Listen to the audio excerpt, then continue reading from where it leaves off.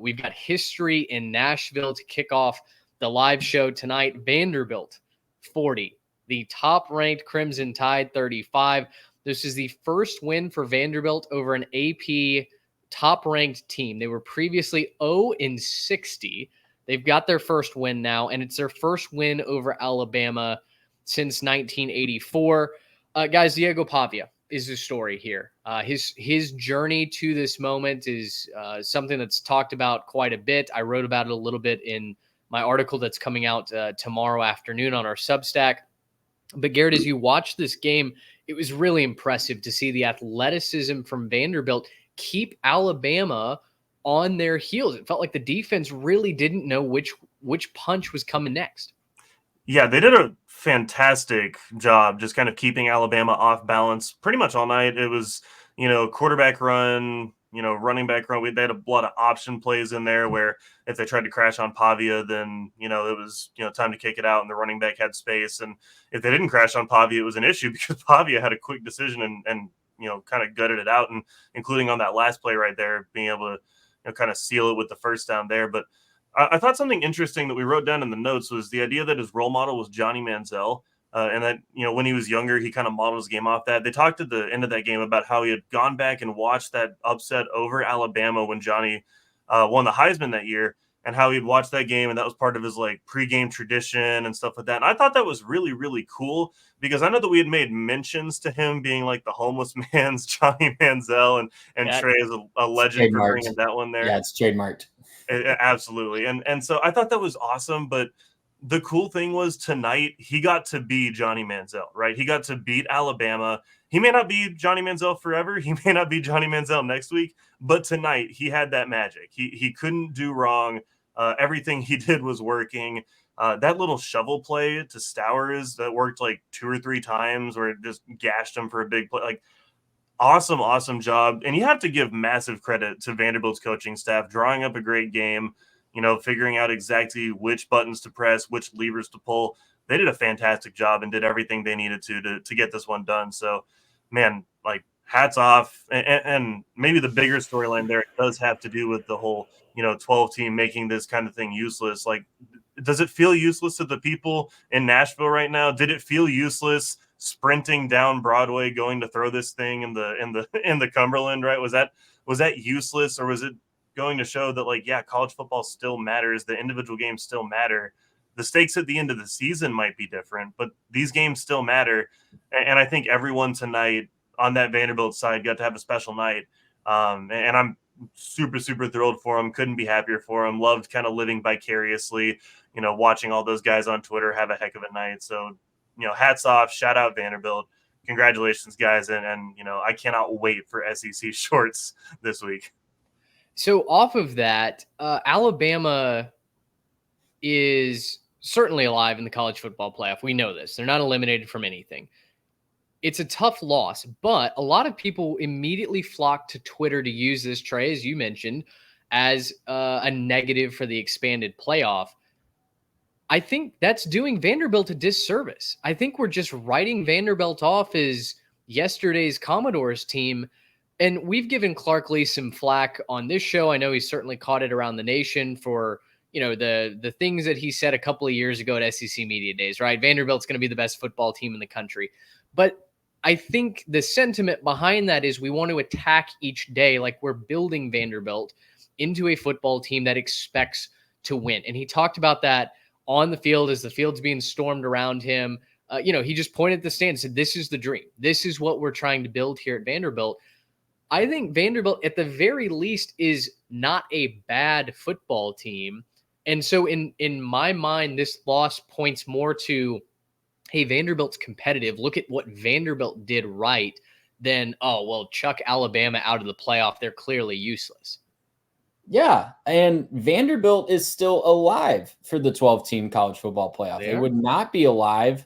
I know that it's a very slim chance, and they might be eliminated next week. I don't have their schedule in front of me, but we got a pulse. We are sitting here on October 5th, and Vanderbilt is alive for the playoff. Has a greater than 0% chance to make the college football playoff. That means something. That means this win meant something. That means that, and sure, Alabama could still get a top 4 seed and a bye from the first round. They could do that last year too in a 14 playoff. They could have lost a game. They did lose a game to Texas at home, and they still got into the 14 playoff by winning the SEC. It just doesn't zoom in the season and make it all about 1 week. And that's what this is all about. So I don't want to turn this into a full-on playoff expansion argument, but this is just a huge, huge day for Vanderbilt. And it shows not only Vanderbilt, but the entire SEC is like, I can't remember which one of you guys said it off the top. It has parity for the first time in quite some time. It is truly anyone's conference. I know we like to say any given Saturday in the SEC, but it truly is any given Saturday now. Vandy proved it today. Well, and I think what this is going to do is in the, college football is deeper, college football is wider discussion. The conference is deeper. The conference is more competitive than ever. What it's going to do is it's going to expose the football casuals who want to simply say, oh, well, you're saying the SEC is deep because Vanderbilt beat Alabama, but look at this conference or look at this loss. I think what it's just going to come down to is more than ever, hey, did you watch the film? Did you watch the game and do you understand what you're seeing? And that's why I'm making the point that Vanderbilt looked really good today, guys. The offense was a tough clicking. team to prepare for. I don't care who you are. If you're Alabama, they're a tough team to prepare for with that offense. I thought Vanderbilt, just watching it live, it felt like Vandy was gashing them through the run. They only ran for 3.1 a carry. It was Pavia just being deceptive.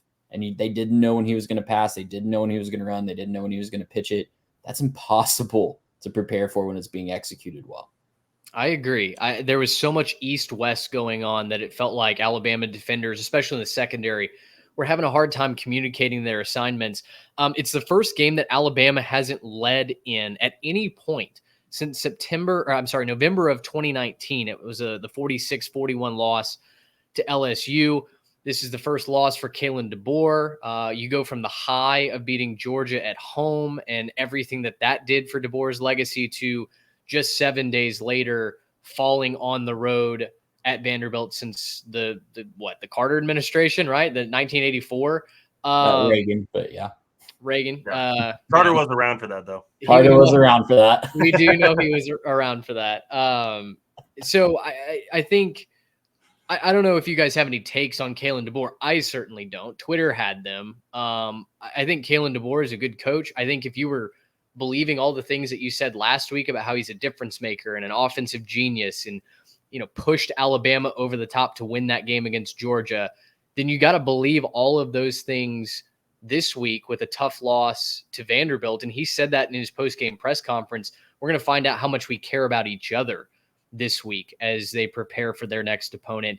I think Alabama is fine. I think they're an awesome program and they will recover from this. I even joked with an Alabama fan that I was texting with, this is the script that gets Alabama another national championship. Like I can just see that story writing itself right now. But to be honest, I think any criticism of Kalen DeBoer and anything that says he's not the fit here and, Nick Saban wouldn't have lost to Vanderbilt, I think that's just an overreaction. If Vanderbilt executed to the level that they executed today, Nick Saban would have lost to Vanderbilt with the teams that were on the field today. So, I love Kalen DeBoer. I've been very open about that on this podcast, but I will say the one thing that I think the Twitter army has a slight point with is this is sort of becoming a characteristic, right? Like having a fantastic first half or kind of overlooking these little teams. At Washington last year, he played a lot of close games down the stretch with some teams that he outmatched in talent quite a bit. I'm not saying that Kalen DeBoer is a bad coach. I'm not saying that Kalen DeBoer plays down to the competition. I'm saying that this is now 2 years in a row that we have seen this, and it finally kind of got up and got him. Credit to him for not having gotten got in the past, but it finally got up and got him today. Last week with the losing the lead, we almost saw that in the semifinal last year, right? Again, in the Sugar Bowl against Texas. So it's not to the point where it's a 5-alarm fire concern, but it is an interesting trend to monitor. I'll just leave it at that for right now. Yeah. I'm wanting to take this one a little bit different direction. I do have a take on this that's going to come up throughout the episode. We cannot overreact to 1 week and just take everything we thought we knew out and just throw it away. This is something that, again, it'll come up, but like Alabama's still the team that beat Georgia. They just lost to a Vanderbilt team who had their number tonight, right? This is, an example of, you play this game how many times, how many times they win, how many times they lose. Well, this was the time that they lost because Vanderbilt pulled all the right numbers, had some help, defensive, mismatches and stuff like that. They did a good job tonight. And you can't throw away everything we thought we knew about Bama from last week. Yeah, some of the goodwill squandered, and maybe some of the Bama fans that were saying, "Oh my gosh, he's back, everything's the same." Maybe they got to pump the brakes a little bit, but this is still a great Alabama team, right? Milroe's still one of the best quarterbacks in the country. You can't throw that out. Just like we're going to talk about a lot of teams tonight. You can't throw everything out with 1 week. You just can't do that in this sport. There's too much parity. You got to come to play every single week, and sometimes teams just don't show up to play, and then we'll turn around the next week and be exactly back where they were the previous time. So it wouldn't shock me if Bama goes on a tear and ends up, with 11 wins this season, because that's just who they are, right? They might just end up in that spot at the end of the year. Boy, Miami might be heartened retweeting that because they're down 21-10 out in Berkeley right now. Not looking good for the Canes. And I'm that sure that'll age well for people that listen on Monday. Yeah, right.